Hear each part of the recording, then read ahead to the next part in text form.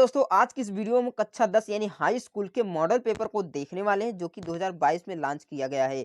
अगर आपका चाहे त्रैमासिक एग्जाम हो चाहे अर्धवार्षिक एग्जाम हो, यह पेपर आपके लिए काफी इंपॉर्टेंट होने वाला है, इसलिए आपको इसको पूरा देखकर जाना है। अगर आप चाहते हैं कि आप इसके पूरा हल को देख लें तो वीडियो को लास्ट तक जरूर देखना है। तो चलते हैं, वीडियो को स्टार्ट करते हैं। पहला प्रश्न आपके सामने यहाँ पर दिया गया है कि निम्नलिखित कथन में से उसे पहचान कर लिखिए जो कथन क्या हो सही हो।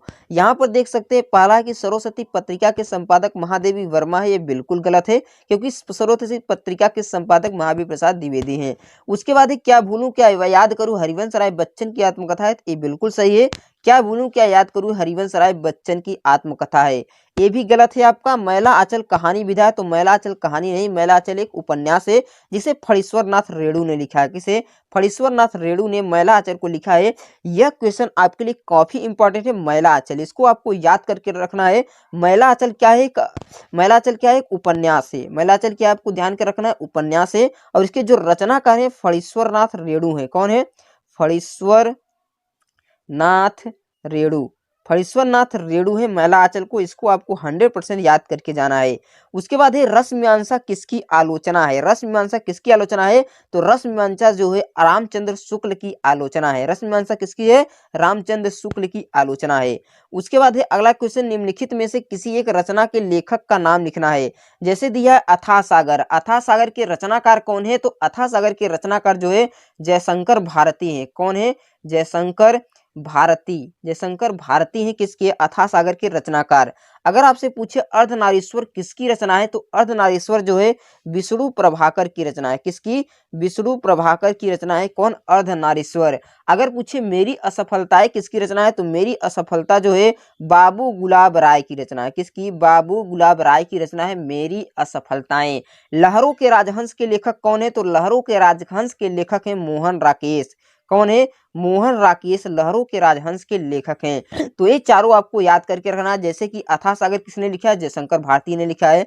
अर्धनारीश्वर किसने लिखा है? तो विष्णु प्रभाकर ने लिखा है। मेरी असफलताएं किसने लिखा है? बाबू गुलाब राय लिखा है। लहरों के राजहंस किसने लिखा है? मोहन राकेश ने लिखा है। ये आपको चारों याद करके रखना है। उसके बाद आपको में अगला क्वेश्चन दिया है कि गेहूं और गुलाब किसकी रचना है? तो आप जानते हैं गेहूं और गुलाब राम वृक्ष बेनीपुरी की रचना है। किसकी है? राम वृक्ष बेनीपुरी की रचना है। उसके बाद त्यागपत्र विधा है। त्यागपत्र कौन सी विधा है ये आपको बताना है। त्यागपत्र एक उपन्यास है। त्यागपत्र क्या है? उपन्यास है। इसको किसने लिखा है? तो त्यागपत्र को जैनेन्द्र कुमार ने लिखा है। किसने?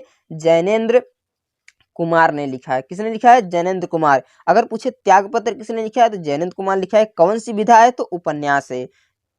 उसके बाद अगला दिया है कि रीति मुक्त धारा के किन्हीं दो कवियों के नाम लिखे हैं। यानी रीति मुक्त धारा से। उसके बाद अगला क्वेश्चन है कि रीति मुक्त धारा के दो कवियों के नाम लिखना है। यानी रीति से जो मुक्त हो, इसमें जैसे हो गए आलम, घनानंद आलम हो गए। उसके बाद आप लिख सकते हैं घनानंद हो गए, बोध हो गए, ठाकुर हो गए। ये सब क्या होते हैं? रीति मुक्त धारा के कवि होते हैं। उसके बाद छायावाद के युग की दो प्रवृत्तियां आपको लिख देना है। उसके बाद है उत्तरायण कृति के रचनाकार का नाम लिखना है।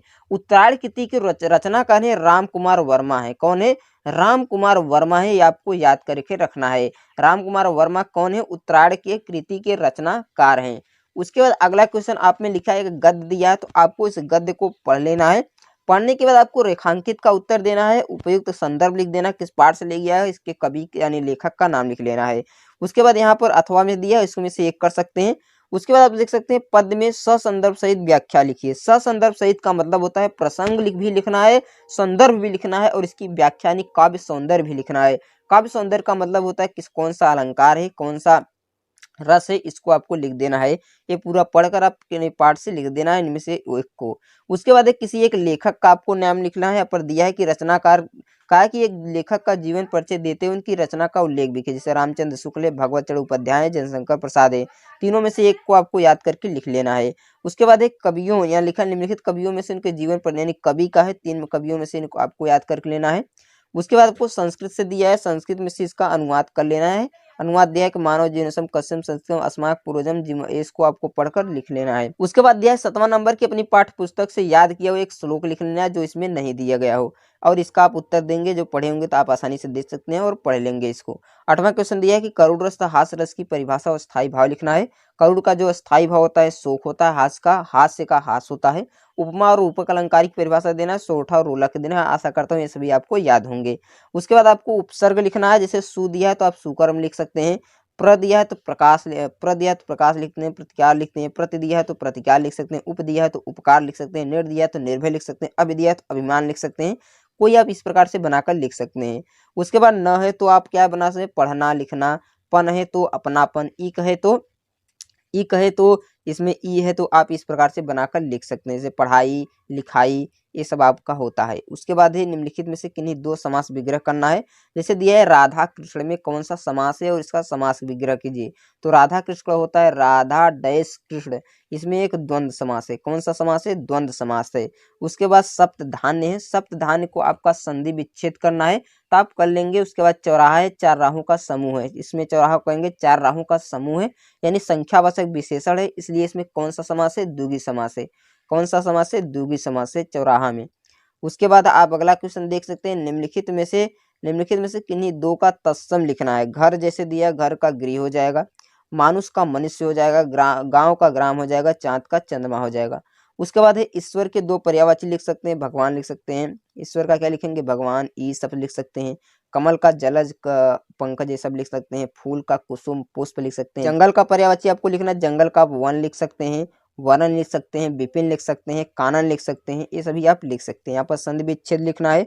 प्रतिधन उत्तरम है, प्रत्युत्तरम हो जाएगा। सुधन आगतम इसका लिख सकते हैं। इति धनाद लिख सकते हैं। लाधन आकृति लिख सकते हैं। कौन सी संधि है, सभी यड़ संधि है। कौन सी संधि है, यड़ संधि। आपको याद कर लेना है। निम्नलिखित में से आपका चतुर्थी विभक्ति इन सबको लिख लेना है। उसके बाद इसका पुरुष वचन आपको लिखना है। उसके बाद अगला क्वेश्चन आपने दिया है संस्कृत का अनुवाद करना है। गंगा प्रयाग तट पर से थे तुम लोग दिन में क्या करते हो, इन सब का आपको क्या करना है, संस्कृत में अनुवाद कर लेना है वेरी आसान तरीके से। उसके बाद आपको निबंध लिख लेना है। किस पर, पर्यावरण प्रदूषण पर, स्वास्थ्य शिक्षा पर। इनको आपको किसी में से याद करके लिखना है। उसके बाद एक खंड काव्य, तो आप खंड काव्य किसी एक का लिख सकते हैं जो आपके जिले में मान्य हो, उसी को लिखना है। सभी को नहीं लिखना है, जो आपके जिले में चलता है। जैसे कि वाराणसी, इलाहाबाद, ये सब जिले में अगर आप देखेंगे तो यहाँ पर चलता है तुमुल खंड काव्य, तो आपको तुमुल खंड काव्य के बारे में लिखना है और किसी के बारे में नहीं लिखना है।